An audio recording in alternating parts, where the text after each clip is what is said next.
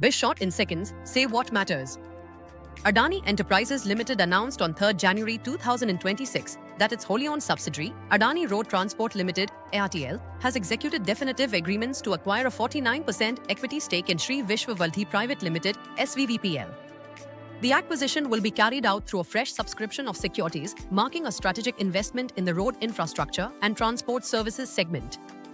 The development was formally disclosed to both the Bombay Stock Exchange (BSE) and the National Stock Exchange (NSE) in compliance with Regulation 30 of the Securities and Exchange Board of India (SEBI) listing obligations and disclosure requirements.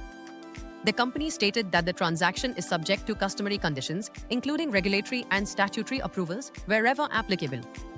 According to the disclosure, the investment structure not only provides Adani Road Transport Limited with a significant minority stake but also grants governance and management rights in Shree Vishwavardhi Private Limited. These rights are expected to enable active participation in strategic decision-making, operational oversight, and long-term growth planning of the company. Additionally, the transaction documents include provisions that allow Adani Road Transport Limited the option to acquire additional equity in the future, subject to applicable laws and regulatory clearances.